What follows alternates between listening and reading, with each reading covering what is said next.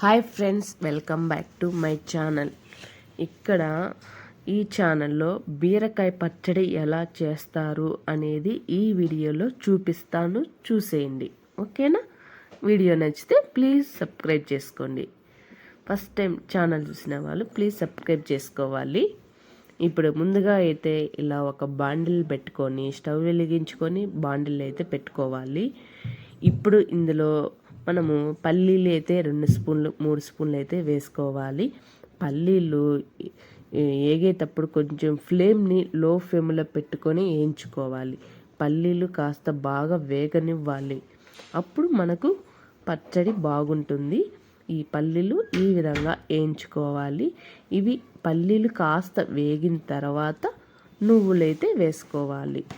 ఈ తెల్ల నువ్వులు 2 స్పూన్లు అయితే వేసుకోవాలి. ఈ నువ్వులు వేసుకొని నువ్వులు కూడా వేగనివ్వాలి. ఈ నువ్వులు మనకు చిట్టపట్ట అనేటప్పుడు ఎగుతాయి చూడండి, చిట్టపట్ట అని ఎగిరి పడతా ఉంటాయి పక్కల సైడ్లో. ఇట్లా ఈ విధంగా వేగనివ్వాలి నువ్వులు. ఇప్పుడు చూసారా, నువ్వులు శనగకాయ పప్పు ఆ విధంగా వేయించుకొని ఒక పక్కన ప్లేట్లు అయితే పెట్టుకోవాలి. ఇప్పుడు అదే బాండిల్లో ఆయిల్ అయితే వేసుకోవాలి. ఒక 2 స్పూన్లు ఆయిల్ వేసుకొని ఈ ఆయిల్ కొంచెం బాగా వేడెక్కాలి. ఇలా ఆయిల్ వేడెక్కిన తర్వాత పచ్చిమిర్చి ఒక 6-7 వేసుకోవాలి.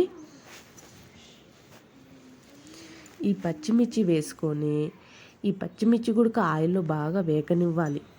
ఇప్పుడు ఇందులో కొద్దిగా బీరకాయ పైన తొక్కు తీసేసుకొని ఈ బీరకాయ కూడా ఇలా కట్ చేసుకొని వేసుకోవాలి. అలాగే 2 చిన్న సైజు టమోటాలు వేసుకోవాలి. ఇప్పుడు ఇందులో కొద్దిగా కల్లుప్పు, చిటికెడు పసుపు వేసుకోవాలి.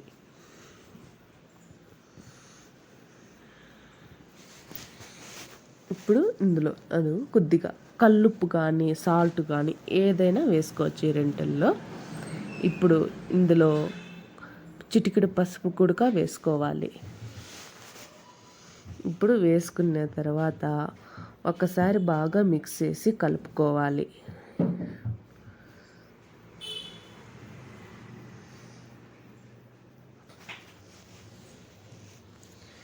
ఇలాగా బాగా కలుపుకున్న తర్వాత ఇందులో ఇప్పుడు ఈ ఆయిల్లో బీరకాయ, టమోటా, పచ్చిమిర్చి ఇవన్నీ ఆయిల్లో మగ్గనివ్వాలి, అంటే ఉడకనివ్వాలి మెత్తగా.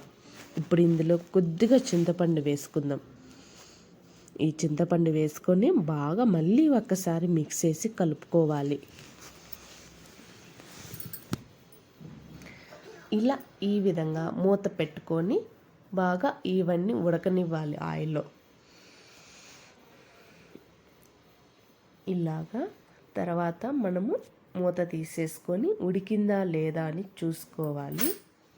ఫైనల్గా అయితే ఇలా ఉడికిన తర్వాత ఇందులో మనము కొత్తిమీర అయితే వేసుకోవాలి కొద్దిగా.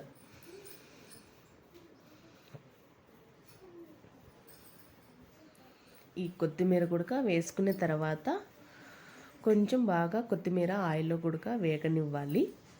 ఇవి వేయిన తర్వాత పక్కన చల్లారి పెట్టాలి. తర్వాత మిక్సీ జార్లో పల్లీలు, నువ్వులు వేసుకొని ఇలా మెత్తగా గ్రైండ్ చేసుకోవాలి. తర్వాత ఇందులో జీలకర్ర, ఇప్పుడు మనం చల్లారి పెట్టుకున్నాం కదా బీరకాయ, పచ్చిమిర్చి ఇవి వేసుకోవాలి మిక్సీ జార్లో.